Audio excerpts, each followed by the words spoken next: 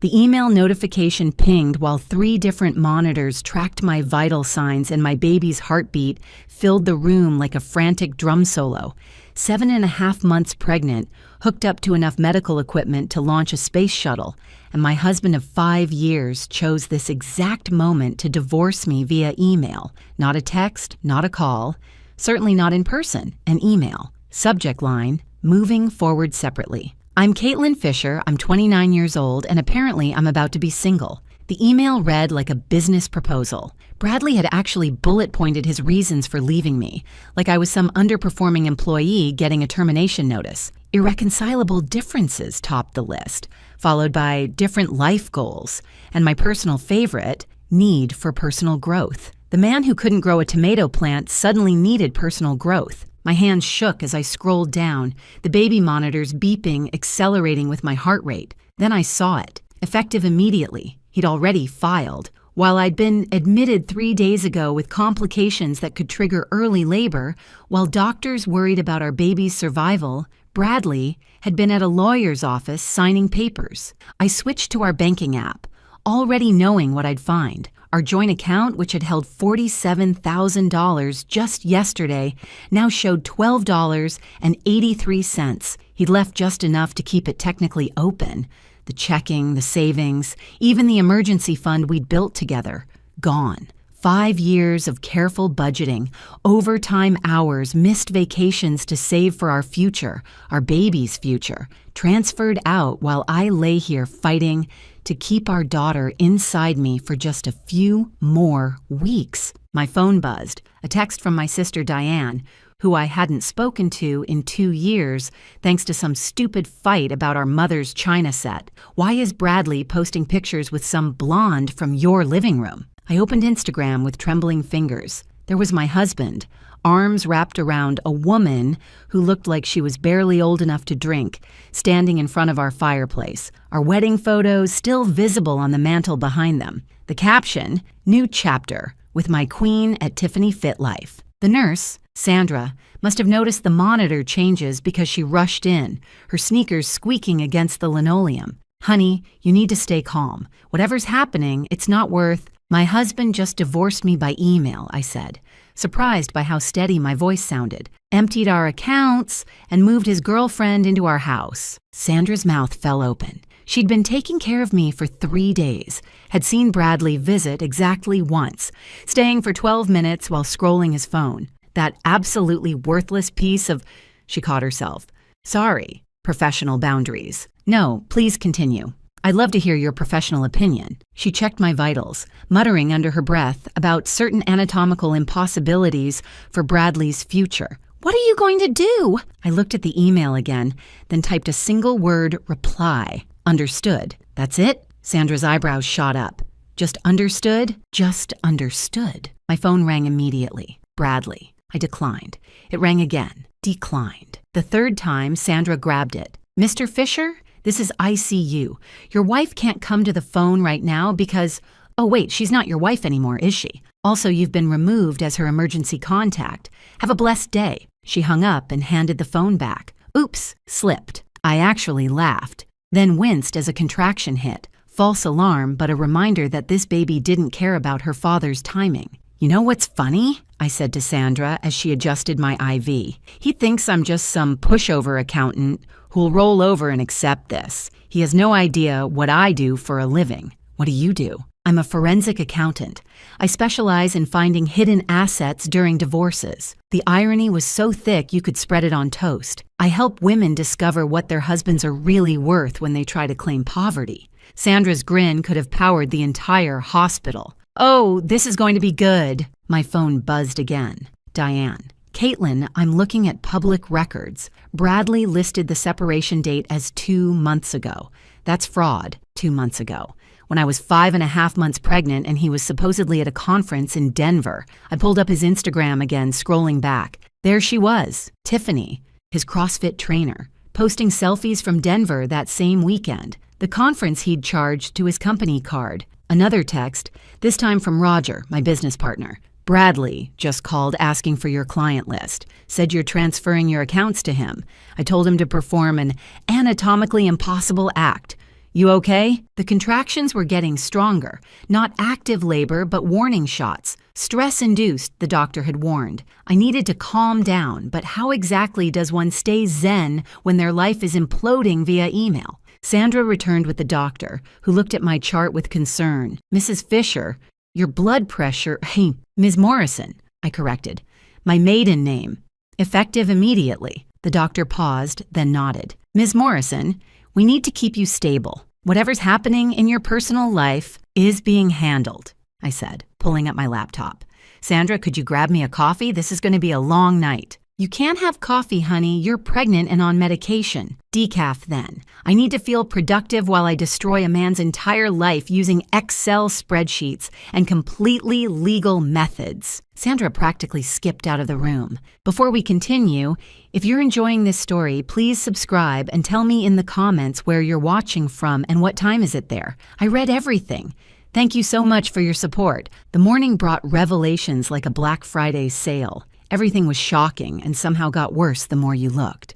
Patricia, Bradley's mother, called at 6 a.m., her voice shaking with rage I'd never heard in 5 years of polite family dinners. That little workout tramp is wearing my grandmother's pearls, she hissed. The ones from the family safe, the ones I was saving for my first grandchild. Patricia came from old Connecticut money. Her father had made a fortune in shipping, leaving her more than comfortable when he passed. She'd always been generous but careful with the family heirlooms. I pulled up Instagram, and there was Tiffany, doing a sponsored post for protein powder while wearing the pearls Patricia had shown me once, reverently, like holy relics. The same pearls Bradley had sworn he'd never touch without his mother's permission. Patricia, I need you to screenshot everything, every post, every picture. Already done. I've got 3 albums worth. Did you know she's been calling herself the future Mrs. Fisher since April? April, when I was planning our baby shower, when Bradley said he was too busy with work to help pick decorations. The real kicker came an hour later when human resources from my health insurance called. Ms. Fisher, we're calling about the termination of your coverage. Excuse me? Your husband filed separation papers dated 2 months ago, making you ineligible for spousal coverage. The termination is retroactive. I'm currently in the ICU pregnant, with complications. The silence on the other end could have filled a cemetery. Ma'am, that's insurance fraud. If he filed false dates while you're hospitalized, would you mind sending me that in writing? Absolutely. And ma'am, we'll be opening an investigation. Your coverage remains active pending review. He actually tried to forge your signature on the separation acknowledgement, another felony. Bradley was collecting them like Pokemon cards. Mallory, my best friend since college, and now a very successful divorce attorney, arrived with reinforcements, coffee, fresh clothes, and a gleam in her eyes that should have terrified Bradley. So, she said, setting up her laptop on my hospital tray, he's committed mail fraud, wire fraud, insurance fraud, forgery, and theft. It's like he's going for fraud bingo. Can you take my case? Honey, I would pay you to take this case. Pro bono until we get your money back, then my standard rate from his assets. She pulled up document after document. By the way, remember that prenup he insisted on? The one where infidelity means the cheating spouse pays a penalty? He made me sign it because he was paranoid I'd cheat with a client. The irony was giving me heartburn. Or maybe that was the baby trying to kickbox her way out. $200,000. That's what he owes you. I nearly choked on my ice chips. He doesn't have $200,000. He has a 401k, a Mercedes, a boat he forgot to mention in initial disclosures, and parents with deep pockets who are currently furious. Mallory's smile could have scared a shark. He'll have it. The investigation into our finances revealed Bradley's spending pattern, that $47,000 he'd stolen, already hemorrhaging away. Within 2 weeks, he'd burned through it all. $30,000 to pay off secret credit cards I didn't know existed, $15,000 to Tiffany for what the receipts called relocation expenses, but were actually Botox, designer bags, and a professional photo shoot for her influencer career. At 22, she needed Botox, like I needed another husband who communicated via email. The last $2,000 went to a security deposit on an apartment. presumably for after he'd kicked me out of our house. Roger called with more ammunition. I went through the company credit card statements you asked for. Bradley charged $8,000 in client entertainment. That corresponds exactly with Tiffany's Instagram posts. Spa days, dinner dates, even a weekend in Napa Valley. While I was on bed rest? While you were on bed rest. The client he listed for these expenses? The company doesn't exist. I checked. The contractions were getting more regular, and the doctor, Dr. Ramirez, who'd been following my case with the dedication of someone binge-watching a soap opera, insisted I needed to stay calm. Doc, with all due respect, my husband is trying to leave me barefoot and pregnant. Literally. He even took my good sneakers from the house. He took your shoes. Check Tiffany's Instagram story. Dr. Ramirez pulled out her phone, looked, and made a face like she'd bitten into a lemon wrapped in disappointment. Those don't even look good on her. Her ankles are too thick, right? Thank you. Sandra had started a betting pool among the nursing staff on whether I'd crack before delivering. So far, I was holding steady at eerily calm with a side of planning something devastating. The smart money was on me, staying composed until Bradley realized what hit him. Patricia visited that afternoon, bringing something unexpected. Bradley's father's journal from 30 years ago. I need you to see this, she said, placing the worn leather book on my bed. History repeating itself. The entries detailed how Bradley's father had done almost exactly the same thing, abandoned Patricia when Bradley was 2, emptied accounts, moved in with his secretary. The difference, Patricia hadn't been a forensic accountant. I was helpless, she said, gripping my hand.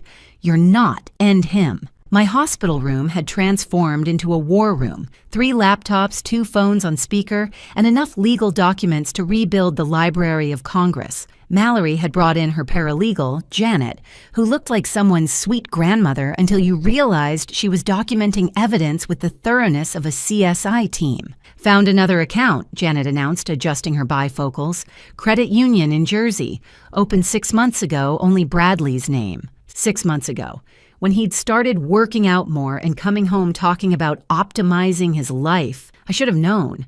No man suddenly starts caring about macros at 34 unless there's a woman or a midlife crisis involved. Bradley got a 2-for-1 special. The business forensics were my specialty, and even bedridden, I could work magic with spreadsheets. Every receipt, every transaction, every suspicious charge got categorized, color-coded, and cross-referenced. Bradley had been sloppy, probably because he thought I was too pregnant and overwhelmed to notice. Look at this, I showed Mallory. He used the company card for Tiffany's apartment deposit, classified it as client venue inspection. The client being his, don't finish that sentence, I'm trying to keep my blood pressure down. The deeper we dug, the more we found.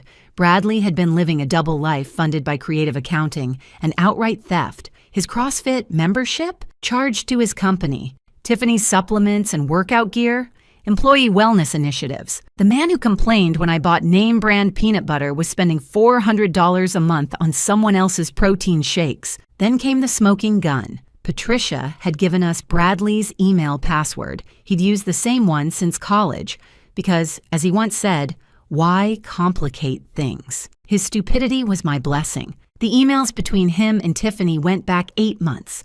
Before we'd even started trying for a baby, the most damning one was from last week. Once I get the divorce finalized, we'll have the house free and clear. Caitlin's too hormonal to fight back. Hormonal? I said to the room. I'll show him hormonal. But the best part was Tiffany's response. Just make sure you get everything before she pops out the kid. My lawyer says fathers have to pay way more after the birth certificate is signed. Her lawyer. The 22-year-old fitness instructor had a lawyer. Roger called with updates from the business side. Bradley's boss wants to talk to you.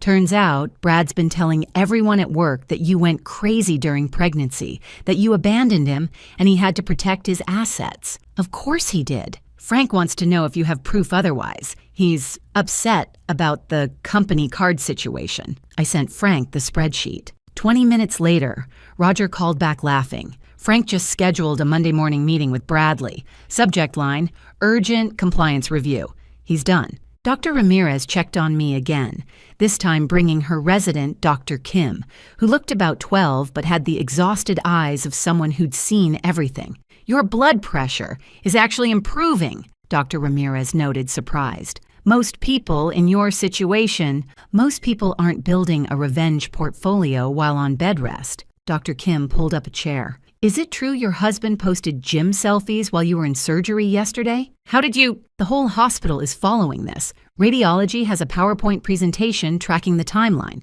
The investigation revealed Bradley's biggest mistake, the house. While both our names were on the mortgage, the down payment had come entirely from my inheritance, from my grandmother. I had the paper trail. Bradley had contributed exactly nothing except opinions about the curtains. Mallory was building the case like a prosecutor, preparing for the trial of the century. Abandonment during medical emergency, theft, fraud, adultery with evidence, insurance fraud, forgery, and now embezzlement from his employer. It's like he read a guide on how to lose everything in divorce court and thought it was an instruction manual. My sister Diane had become an unexpected ally, using her social media skills to document everything Tiffany posted. She just uploaded a video tour of her house. She's showing off your grandmother's china, the set we fought about. Want me to comment? No. Let her keep posting. Every video is evidence. The contractions were getting stronger, but I refused to give birth until everything was in place. This baby would not arrive into uncertainty. Sandra joked that I was the first patient she'd seen literally scheduling labor around litigation. You can't actually control when you give birth, Dr. Ramirez reminded me. Watch me. Patricia brought dinner, homemade soup, not the hospital's attempt at food that looked like it had already been digested once. She also brought news. Tiffany's been selling your jewelry on Facebook Marketplace. I nearly dropped my spoon. My jewelry? Your grandmother's engagement ring. Listed for $2,000. It's worth $15,000. The engagement ring my grandmother wore for 60 years. The one she left specifically to me. The one I kept in the bedroom safe. Bradley must have watched me enter the code during one of his fake, loving husband moments when he pretended to care about my pregnancy. Screenshot everything. Already done. And I bought it. You what? I bought it under a fake name. Picking it up tomorrow. Figured you'd want it back, and this way we have proof of theft. The universe has a sense of humor, and apparently it was all in on the joke. Bradley's co-workers started reaching out like relatives, suddenly remembering you exist when you win the lottery. Except they were offering something better than congratulations. They were offering evidence. Frank, Bradley's boss, called personally. Caitlin, I need you to know that what Bradley's been saying about you. We knew it was bull. A woman doesn't build your kind of reputation and suddenly go pregnancy crazy. What exactly has he been saying? That you became irrational, violent even. Said you threw a laptop at him? I can barely lift my phone right now, Frank. We know. We also know he's been using company resources for personal expenses. The investigation you started? We're expanding it. That fictitious client he created?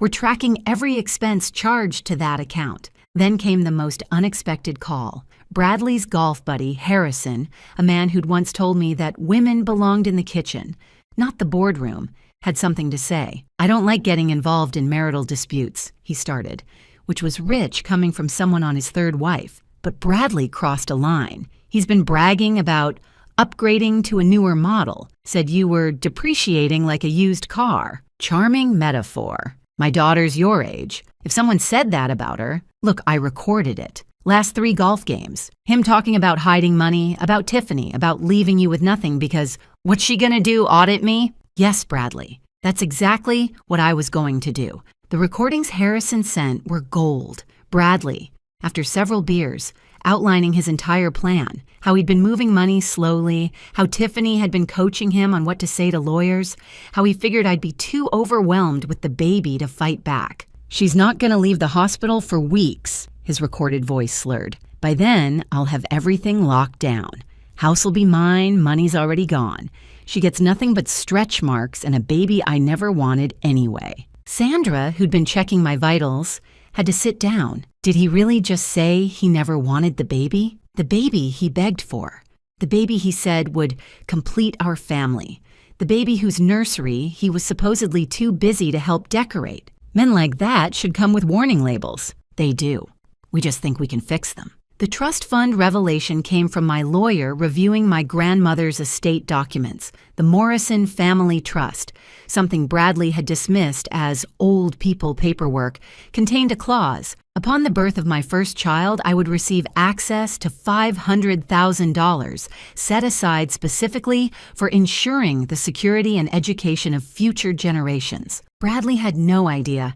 He'd never asked about my family's finances, assumed because I drove a Honda and shopped sales that there was nothing there. My grandmother, who'd survived the Depression and invested wisely, would have laughed at his assumptions. "He really doesn't know?" Mallory asked, reviewing the documents. I mentioned it once. He said it was probably just a few thousand in bonds, and changed the subject to his fantasy football league. The social media situation had exploded. Tiffany, living her best life in my house, was posting constantly. Morning yoga in my Zen space, my home office, meal prep in this gorgeous kitchen with my KitchenAid mixer prominently displayed, self-care Sunday in the master suite, my grandmother's quilt visible on the bed. But the internet is undefeated.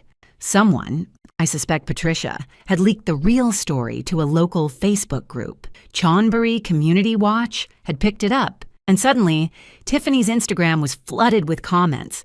"Is that the pregnant wife's house? Girl, you're wearing a married man's wife's clothes while she's in the ICU? This is embarrassing for your soul." Tiffany made her account private within hours, but the damage was done. Screenshots were everywhere.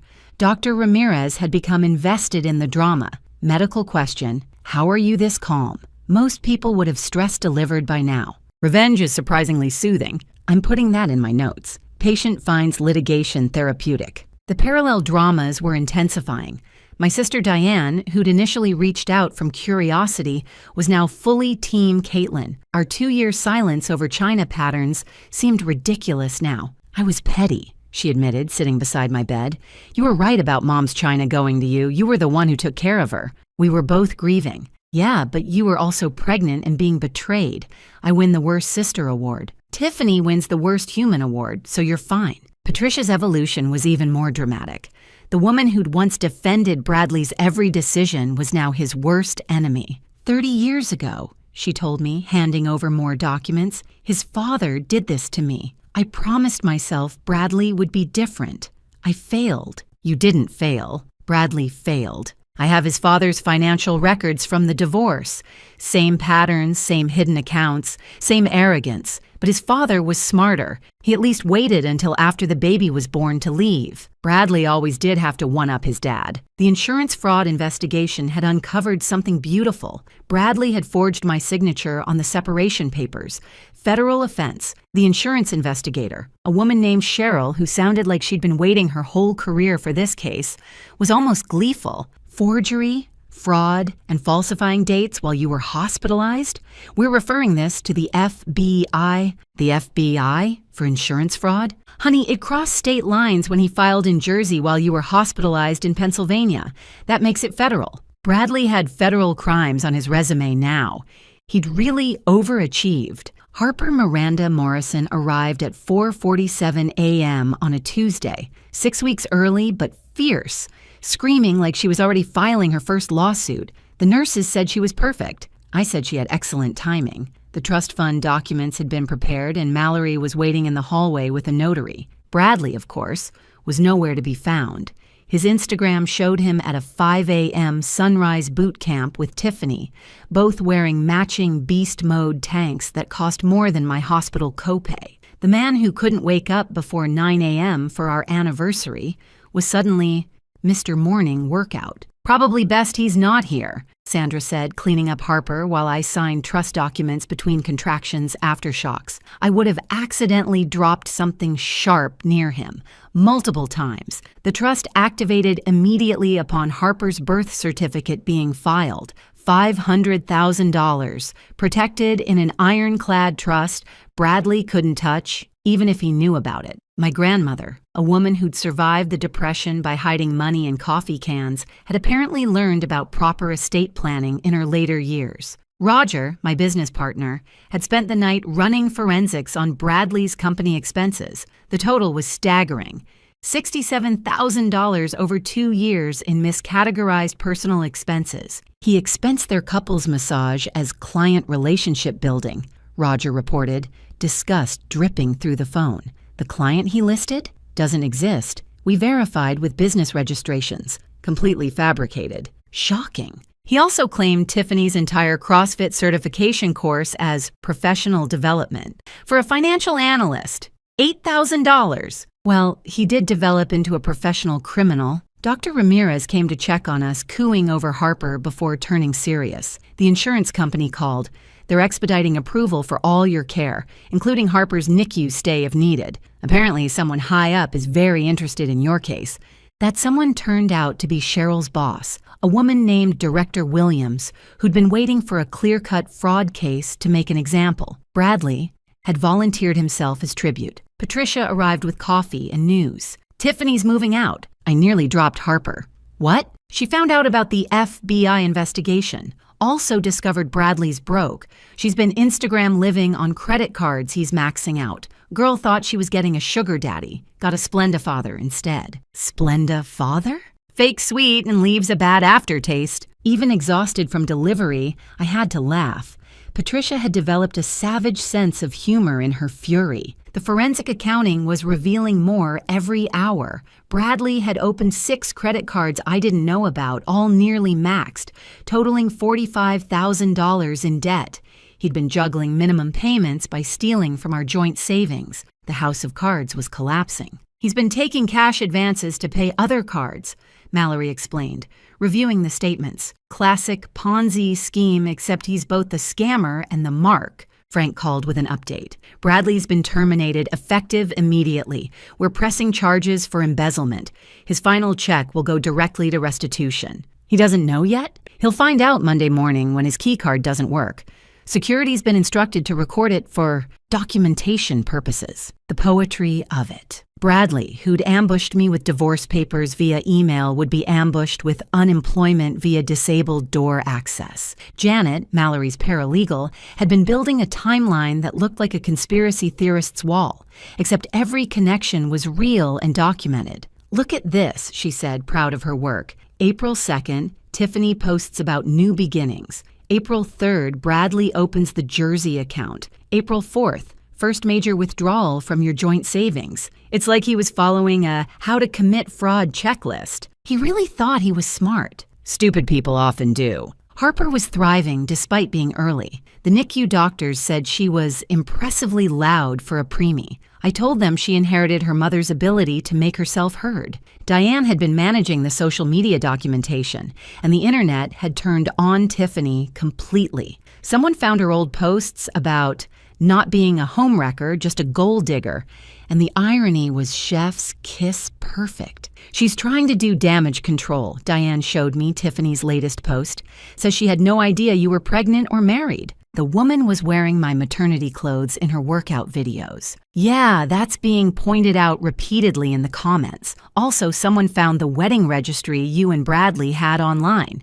Your names are literally on the LaCruse she's been cooking with. The hospital social worker, Maria, had been a godsend. When the insurance situation looked dire, she'd immediately filed for emergency Medicaid due to spousal abandonment. The state takes abandonment of pregnant women very seriously, she explained, especially when there's documented fraud.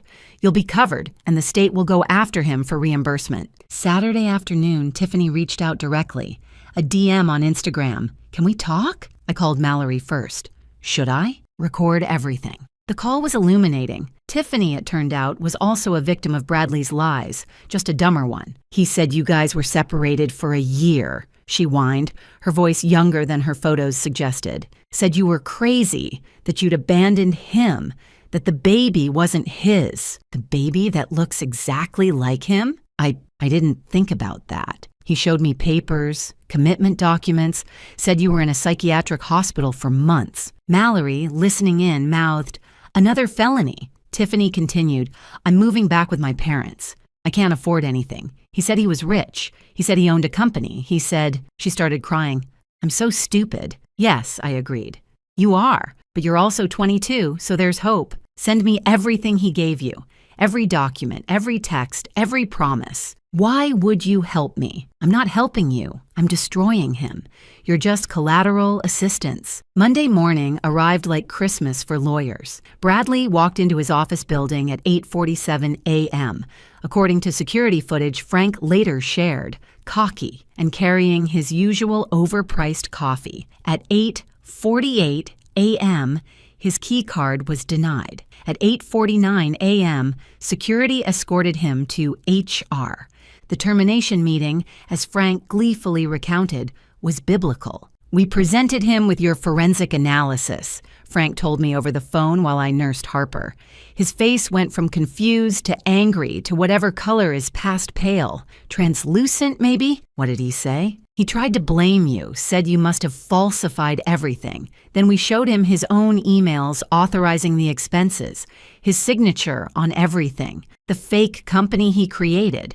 He actually asked if we could work something out. Well, let me guess, no? Security had to physically escort him out when he wouldn't leave. He kept saying, "This is a misunderstanding," while carrying a banker's box of his personal items. The simultaneous serving was orchestrated like a military operation. As Bradley was being fired, process servers were hitting him from every angle. Divorce countersuit at the office, embezzlement charges in the parking lot, insurance fraud notice at his car, federal investigation subpoena as he tried to flee. It was like a legal flash mob, Mallory said, having stationed herself across the street to watch. He actually tried to run in his dress shoes, slipped on ice and fell into a puddle. The process server had to help him up to hand him the federal papers.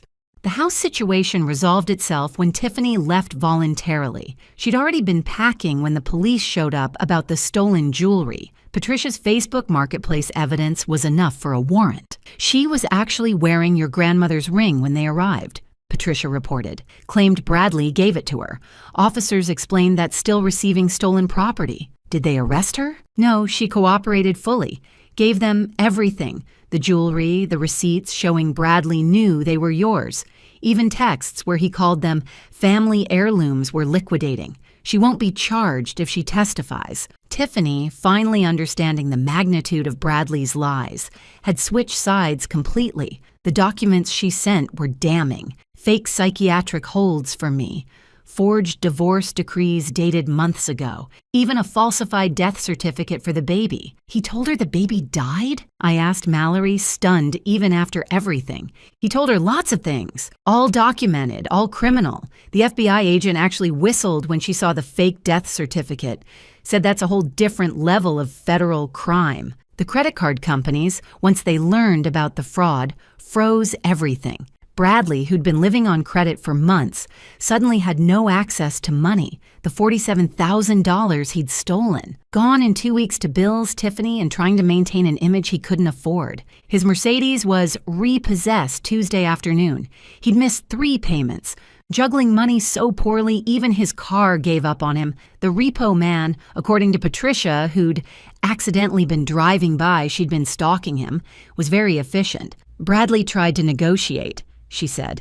Offered the repo guy his watch. It was fake. The repo guy actually laughed. Wednesday brought the country club. His membership, 3 months overdue, was revoked. The golf club followed Thursday. By Friday, his CrossFit gym had banned him for non-payment and creating a hostile environment after Tiffany's tell-all Instagram live session. She really went scorched earth.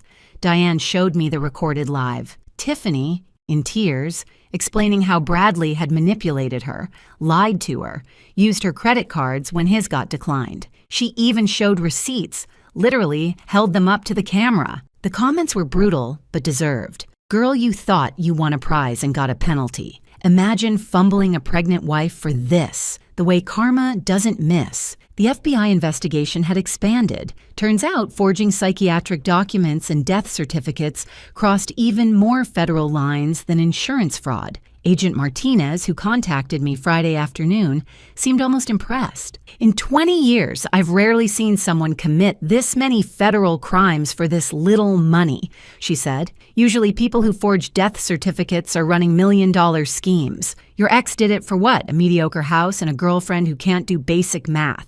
Almost impressive. Well, it would be impressive if it wasn't so pathetic. We're adding mail fraud, wire fraud, forgery of government documents, and conspiracy charges. He's looking at serious time.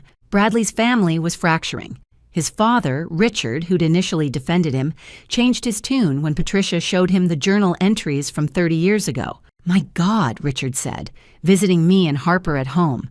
We'd finally been released. "He really is just like I was, except dumber. I at least had the sense not to commit federal crimes." That's a low bar, Richard. Yet Bradley limboed right under it. The asset recovery was swift. The prenup's infidelity clause was ironclad, and with Tiffany's testimony and evidence, Bradley couldn't deny it. His 401k was liquidated, $75,000. The fake Rolex collection he thought I didn't know about, $8,000. Fake, but he'd paid real money for them. The boat registered under his brother's name, $25,000. His parents, horrified and trying to make amends, offered $30,000 to cover the rest. "We'll pay it," Patricia insisted.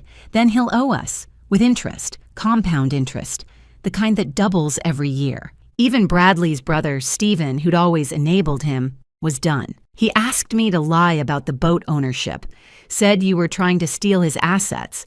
I actually felt sorry for him. And now I'm changing my last name. I don't want to be associated with this level of stupid. The courtroom looked like a Law and Order episode where they couldn't afford enough extras for the gallery. Our side, Mallory, Patricia, Richard, Diane, Roger, 3 character witnesses, and a forensic accounting team. Bradley's side, a public defender named Carl who looked like he'd rather be anywhere else, including prison himself. Bradley showed up wearing the rental suit from our wedding. Apparently, he'd kept it all these years, forgetting to return it, and now it was the only suit he had. It was too tight from all that CrossFit, making him look like a sausage that had dreams of being formal wear. Judge Harrison, no relation to Bradley's golf buddy, reviewed the case file with expressions ranging from disbelief to disgust to what I swear was suppressed laughter. "Mr. Fisher," she began, "in my 30 years on the bench, I've seen some spectacular failures of judgment.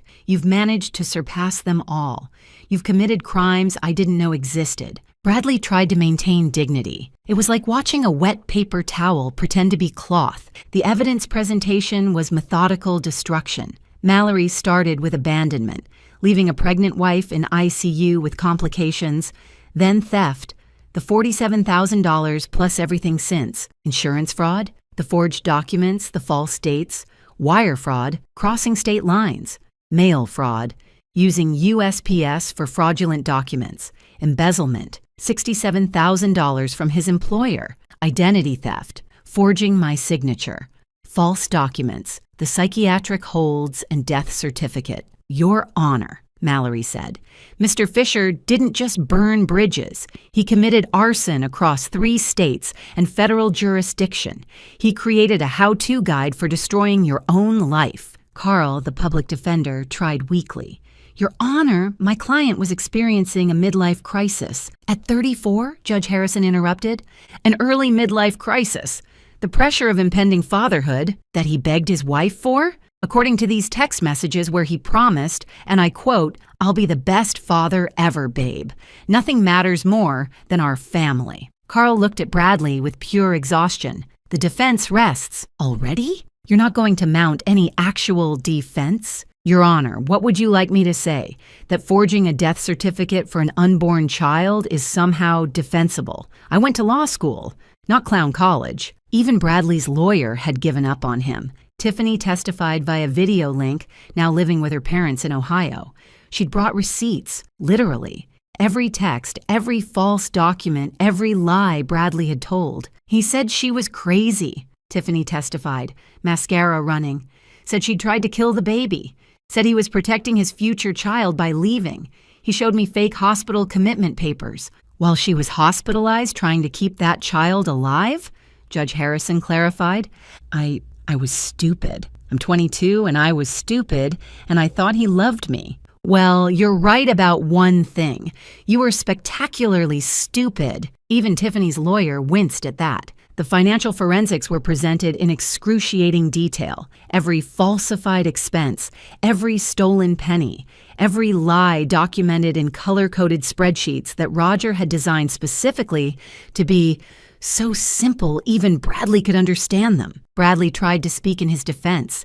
It went poorly. Your Honor, I was trapped in a loveless marriage that you begged for? Judge Harrison referenced our text history Mallory had submitted. These messages show you texting your wife, "I love you," the morning you filed for divorce. Caitlin was controlling. The woman who let you manage all the finances until you stole everything? I never meant for what? The federal crimes, the abandonment, the theft, the forgery, the fraud? Be specific, Mr. Fisher. You never meant for which of your many crimes? This is persecution. No, Mr. Fisher. This is prosecution. Learn the difference. Patricia testified about the patterns between Bradley and his father. I failed to break the cycle, Your Honor, but Caitlin won't. She's stronger than I was. Richard followed, condemning his own son. I was a terrible husband 30 years ago. Bradley watched and learned the wrong lessons. But these crimes, this cruelty, this is all him. The judge's decision was swift and brutal. Divorce granted immediately. All marital assets to me, including the house, since my inheritance paid the down payment. The prenup's infidelity clause enforced.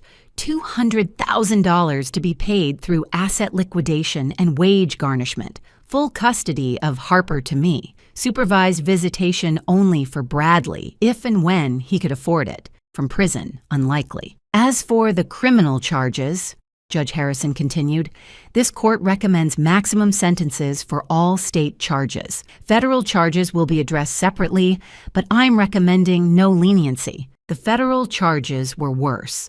Wire fraud, mail fraud, insurance fraud, forgery, false documents, each carrying potential years. The plea deal, when it finally came, was 6 years federal prison, 3 years supervised release, full restitution, and a lifetime ban from financial sector employment. 6 years, Bradley gasped at his lawyer. You're lucky, Carl responded. The prosecutor wanted 10. The only reason you got 6 is because you're too stupid to be a real danger to society. Bradley turned to me as court officers prepared to take him into custody. Caitlin, please, think of Harper. She needs a father. She has a family. I interrupted. Grandparents who love her, an aunt who adores her, and a mother who'll teach her to never, ever tolerate men like you. This isn't fair. Judge Harrison laughed, actually laughed. Mr. Fisher, you emailed your pregnant hospitalized wife divorce papers.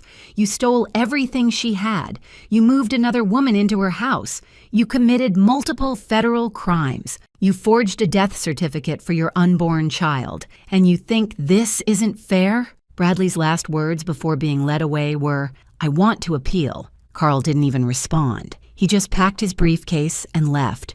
Probably to go home and reconsider his career choices. 6 months later, life had developed a rhythm that didn't include checking bank accounts in panic or wondering where my husband was at 2 a.m. Harper was thriving, rolling over and babbling at anyone who'd listen, particularly Patricia, who'd become the grandmother she'd always wanted to be without Bradley's interference. My forensic accounting firm had exploded. Turns out, publicly destroying your ex-husband's financial crimes was excellent marketing. I specialized in what Mallory called Bradley cases, women whose husbands thought pregnancy or illness meant vulnerability. My client list grew so fast I had to hire 2 associates and a personal assistant. The house had been transformed. Every trace of Bradley and Tiffany had been erased and replaced with Harper's toys, my grandmother's furniture, which I'd retrieved from storage, and photos of our new life. The garage gym Bradley had installed became my office. I liked the irony of building women's futures where he'd built his delusions. The surprise came in a letter from Ohio. Tiffany had written a genuine apology, not the Instagram-worthy kind, but real accountability. Dear Caitlin, I know I don't deserve forgiveness. I was selfish, stupid, and cruel. I believed lies because they were prettier than truth. I hurt you when you were most vulnerable. I'm in therapy now, learning why I thought I deserved someone else's life instead of building my own. I've been working 2 retail jobs for 6 months to save this. Enclosed is $5,000. Everything I saved. It doesn't make anything right, but maybe it can go toward Harper's college fund. I'm also willing to testify in any future proceedings. Sincerely, Tiffany P.S. You were right. Those clothes never fit me properly. I looked ridiculous and see that now. I put the money in Harper's 529 plan. Tiffany was young and stupid, but she was learning. Bradley, getting updates from federal prison, was not. His letters arrived weekly, each more pathetic than the last. I found God, one claimed. I understand now what I've lost, said another. Could you send money for commissary? Asked a third. I returned them all unopened, stamped with no longer at this address. Patricia had become my unexpected best friend. We met for coffee every Thursday while Harper charmed the baristas. I got another letter from Bradley, she said one morning, pulling out an envelope covered in prison stamps. He wants me to convince you to let him see Harper. What did you tell him? Nothing. I sent him back a photo of Harper wearing a onesie that says, "My daddy's in federal prison for financial crimes." Diane found it on Etsy. They make those. Apparently there's a market. Who knew? Diane and I had repaired our relationship completely. The china set that had divided us now sat in my dining room, used for Sunday dinners where we laughed about everything except the past 2 years. Remember when we didn't speak for 2 years over plates? She said one evening, feeding Harper mashed carrots. Remember when my husband emailed me divorce papers from my ICU bed? Okay, you win worst life event. I also win best revenge story. Roger had helped me expand the business into a consulting firm. We worked with divorce attorneys, helping women discover what their soon-to-be ex-husbands were really worth. The Bradley method, as we called it, had uncovered millions in hidden assets across dozens of cases. You turned trauma into a business model, Roger said, reviewing our quarterly profits. Capitalism at its finest. My pain is now very profitable. The meeting that changed everything came 8 months after the trial. Director Williams from the FBI called with an offer. We want you to consult on financial fraud cases, specifically marriage-related fraud. You've got a gift for finding what men think they've hidden. Federal consulting? Think of it as turning Bradley's crimes into a career opportunity. The pay's excellent and you can work from home. We know you've got Harper to think about. I accepted immediately. Bradley's spectacular failure had become my spectacular success. The ultimate irony came in an email from Bradley's former company. They were being audited because of his embezzlement, and Frank wanted to hire me to handle the forensic review. I know it's weird, Frank said on the phone, but you know our systems better than anyone. Plus, the poetry of you fixing what Bradley broke, priceless. I took the job. The audit revealed Bradley had cost the company nearly $100,000 over 3 years. They used my findings to strengthen their case, adding another 2 years to his sentence. One evening, as I rocked Harper to sleep, I got a text from another divorced client. Saw your ex's mom at Walmart. She said he's mopping prison floors now. Karma's beautiful. Even Patricia was savage about her son's fate. He went from financial analyst to toilet analyst, she'd told the Walmart shopper. The final document came on Harper's first birthday, Bradley's parental rights termination papers, signed voluntarily in exchange for reduced restitution payments. He'd literally sold his daughter for a lighter financial burden. Patricia cried when I told her. I raised a monster. You raised a man who showed me exactly what I don't want Harper to grow up accepting. In a way, he taught me the most valuable lesson, how to recognize and destroy financial predators. That evening, surrounded by family, Diane, Patricia, Richard, Roger, Mallory, and even Sandra from the hospital, we celebrated Harper's birthday. No one mentioned Bradley.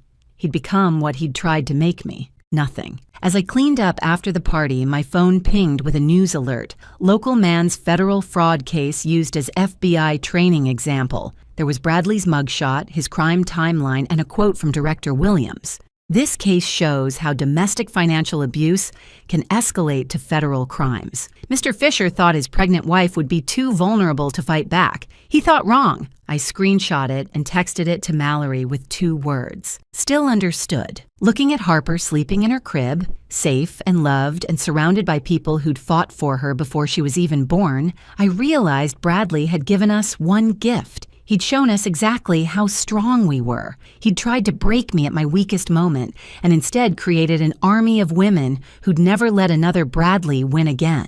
My phone buzzed one more time. A potential client, 8 months pregnant, whose husband had just cleaned out their accounts. I responded immediately. I can help. First consultation's free. He won't win, because they never do. Not anymore. Not on my watch. Bradley was right about one thing. I did audit him, and he failed spectacularly. Thank you so much for watching.